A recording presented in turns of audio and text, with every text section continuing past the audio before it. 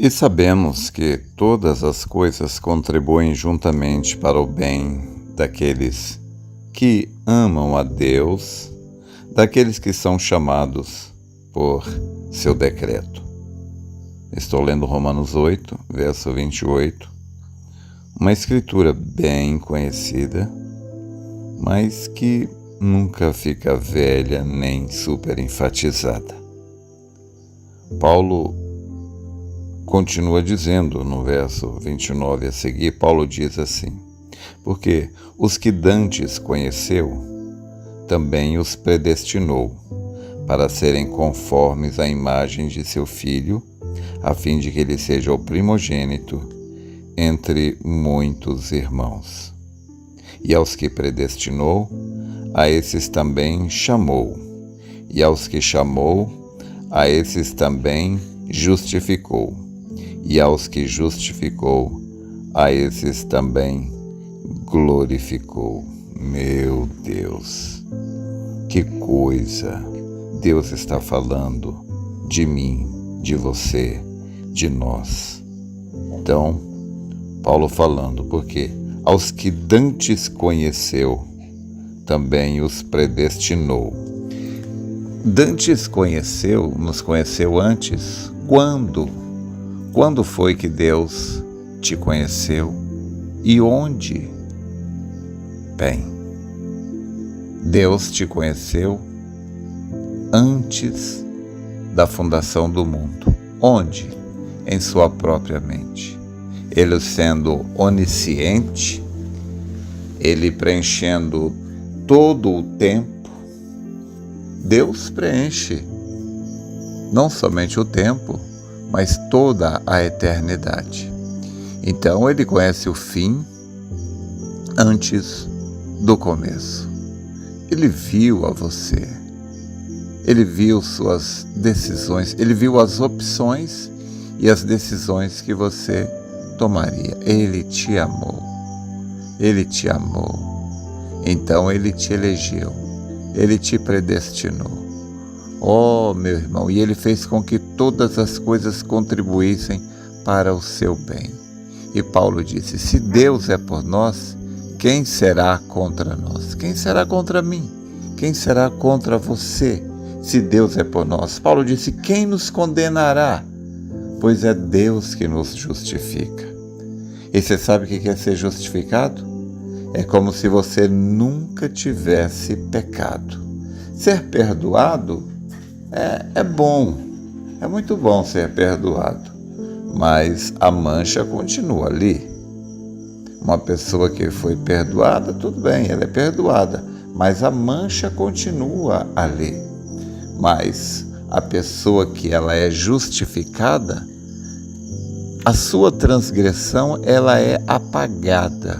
Deus esquece que alguma vez você pecou. Essa é a diferença entre ser perdoado e ser justificado. Ele nos justificou e não somente nos justificou, ele nos santificou, ou seja, ele nos separou para ele. Nós somos um povo separado, um povo zeloso e de boas obras, não por nós mesmos. Existem dois tipos de cristianismo. Eu não diria dois tipos, mas dois níveis de cristianismo. Existe um cristianismo que ele é humano. É humano, é aquela pessoa que está ralando, se esforçando, sofrendo, e está ali jejuando e tentando, se esforçando ao máximo para ser algo que ele ainda não é. E existe um outro nível de cristianismo que a pessoa, ela simplesmente é. Ela vive separada não porque ela está se esforçando para ser separada. Ela vive separada por causa da sua natureza. Ele não está tentando ser algo que ele não é. Ele está simplesmente sendo o que ele é. pelo que Deus fez por ele.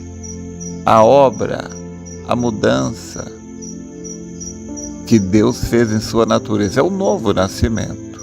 Então Deus tirou aquela natureza humana, velha, terrena, e colocou a própria natureza divina nele. Então, agora ele é um cristão. Um cristão, ele não tem que fazer força para ser cristão. Ele é cristão naturalmente.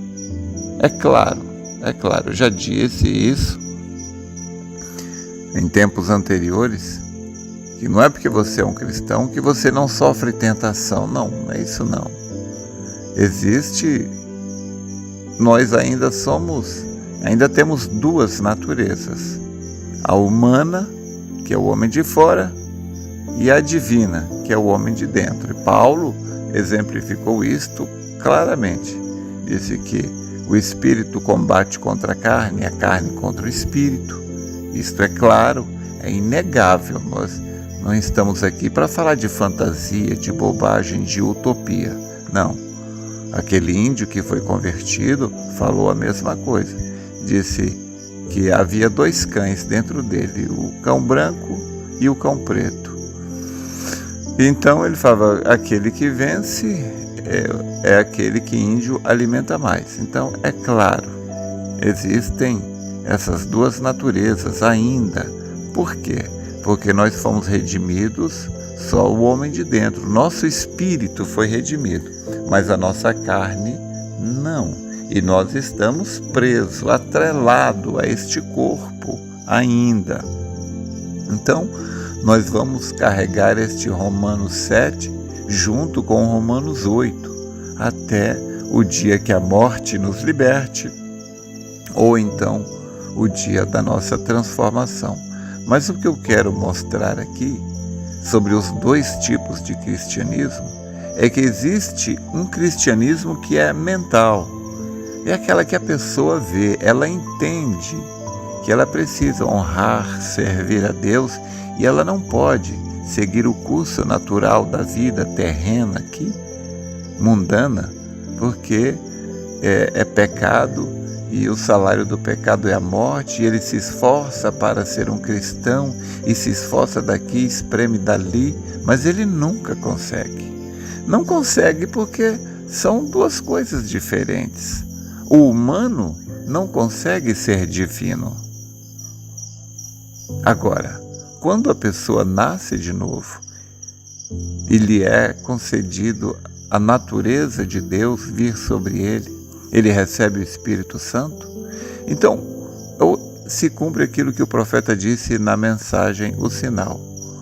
Quando o próprio Deus, que ele envia o Espírito dele, era aquele Espírito que vivia em Jesus Cristo. Jesus era um super-homem. Ele era uma super-raça.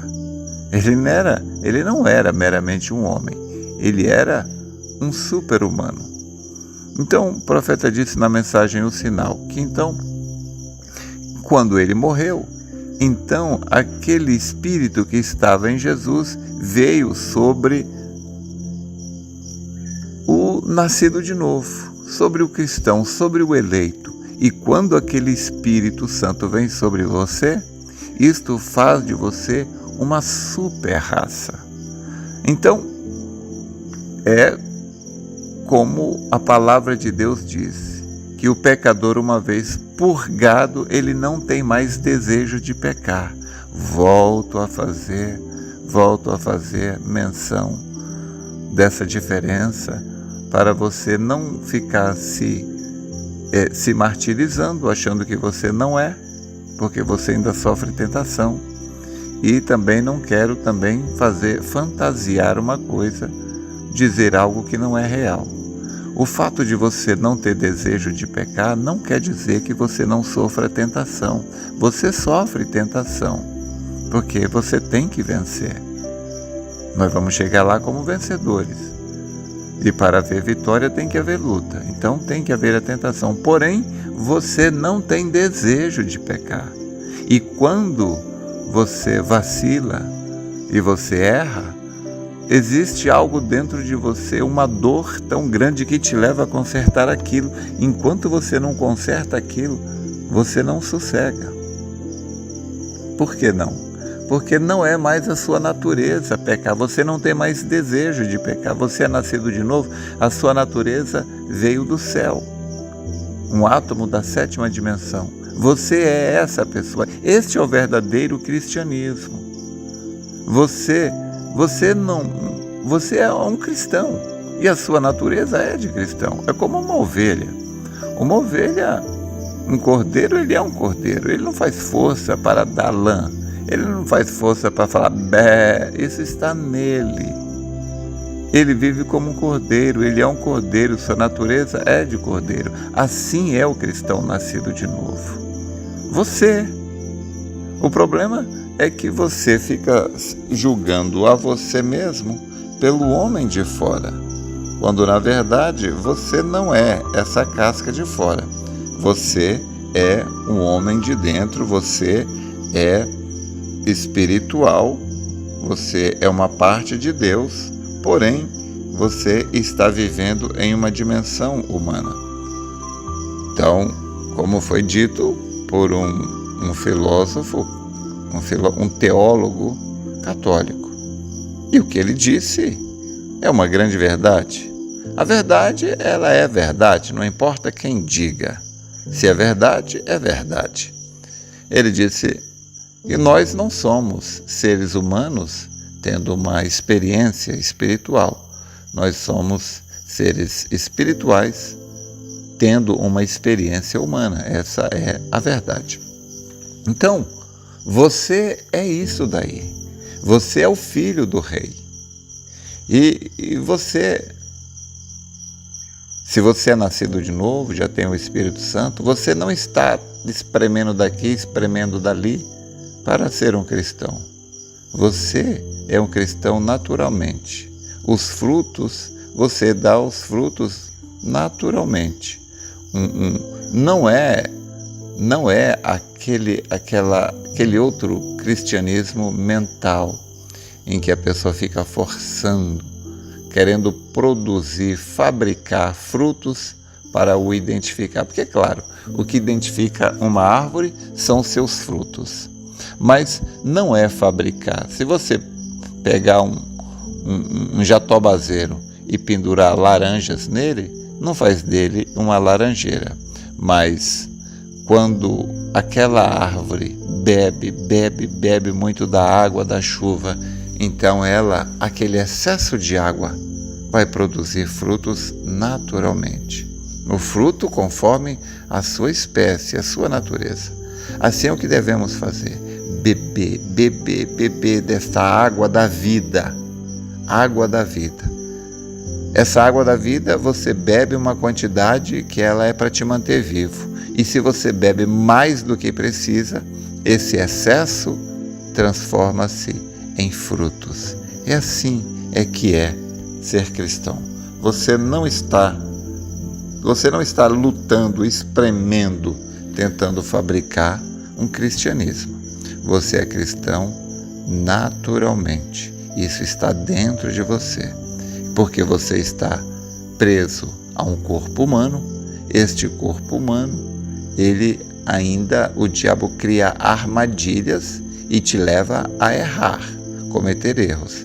Mas uma prova de que você é um cristão, nascido de novo, tem o Espírito Santo, é que quando você erra, você sente uma dor. E esta dor não cessa enquanto você não corrige o seu erro. Se você está nisto, eu creio que você está, você todos os dias, você come deste pão, você bebe desta água, que é a palavra de Deus. Por quê? Quem te leva a ouvir isto? Quem te obriga a ouvir isto? É a sua própria natureza. Você não está indo para o forró, para os bares, porque esta natureza não está em você. O que está em você é a natureza de ovelha que te leva a comer alimento de ovelha. Espero ter te ajudado. Deus te abençoe.